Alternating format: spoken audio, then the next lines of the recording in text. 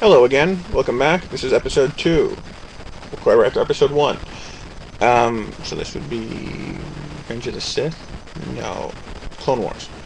Anyways, this episode we're talking about the moves made by Baltimore so far this season. Yeah, so another Baltimore-centric episode. If that doesn't interest you. I wanted to make a lot of moves in free agency. I did, but problem being that Aaron Sebia wouldn't talk to me. I would have gotten him. I really like Aaron Sebia. I thought that Boston got him for a steal, which I guess Jimmy disagrees with, but that's fine. I would have given more money for him even, so that prick Aaron Sebia cost himself dollars by not talking to me. Guess he didn't want to come to Charm City and play, but that's fine by me. Anyways, really only deals we accomplished in free agency. We brought in 2 players. Jacob Heredia, who was my pitcher previously, became a free agent, and I re-signed him for $500K per year for 2 years. He's just a insurance policy. He's not even like the first or second.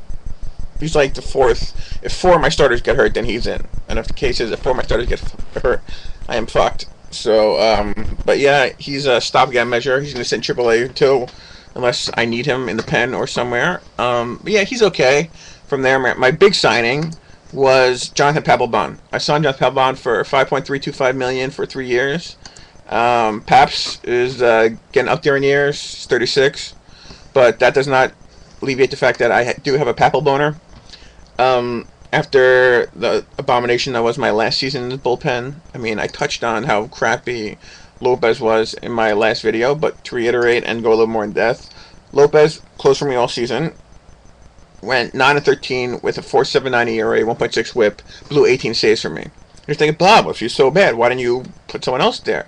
Well, my other options were Ryan Madsen, who was hurt for part of the season, but was 2-2 with a 5.62 ERA and a 1.53 WHIP. Oh, so your only option? No, I had another setup guy I could have gone with. Brian Mattis, who has been fucking me since the league started. Mattis went 5-8 with a 5.92 ERA. So that was my core relievers, my closer, and my setup men.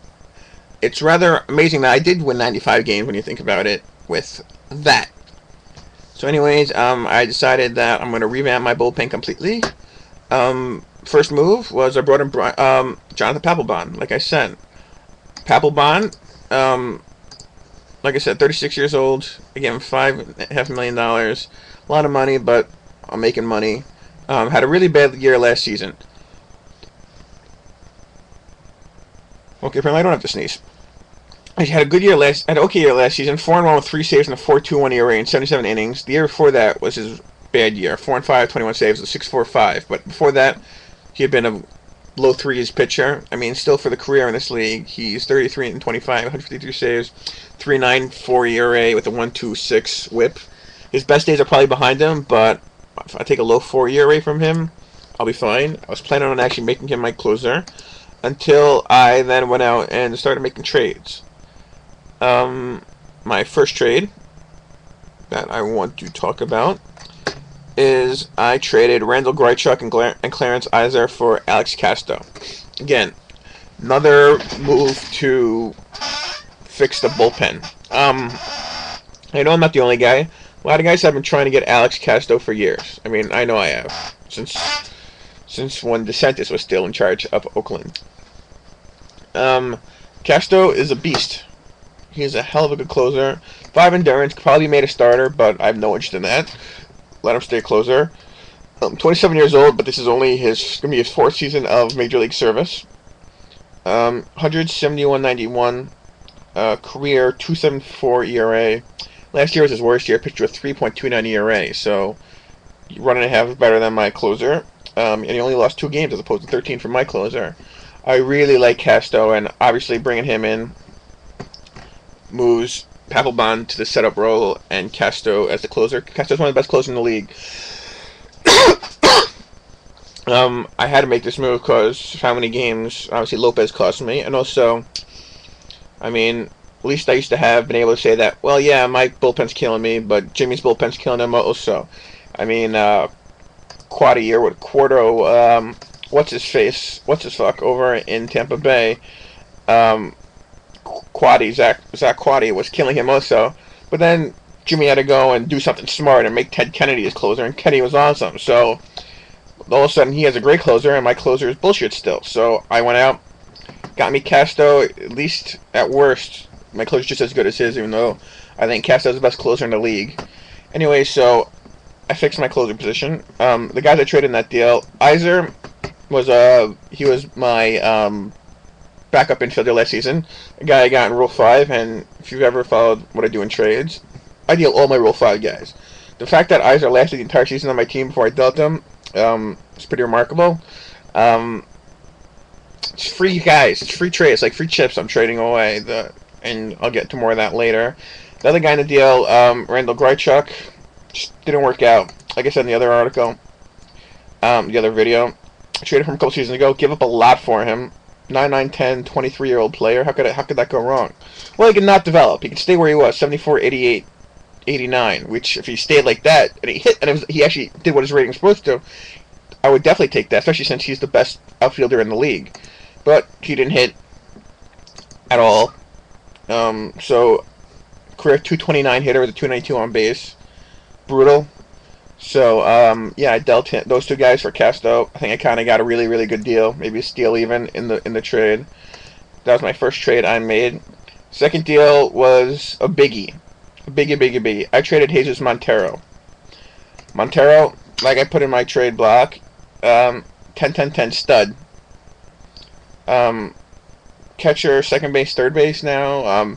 Plays all those positions. Not really, I mean, like, not really a catcher because he has a forearm.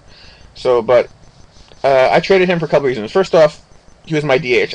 He wasn't good enough defensively, in my opinion, to play third base, and Arizona told him second base, so he didn't even play second base when I had him. But he was my starting DH, and how could he not be my starting DH? I mean, if you look at Montero, 95, 96, 100, 66, 73, that's a monster. I mean. And if he actually hit to what his ratings are, I would have definitely kept him, because that's a 340, like 450 on base, slugging like a monster number, hitting like 40, 45 homers a year. But that's not what he did. Past 2 seasons, he hits, past 4 seasons for me, he hits the high 20s in homers, 100, 115 RBI, scores like 90 runs, hits 270, on base at 340. It's not that awesome.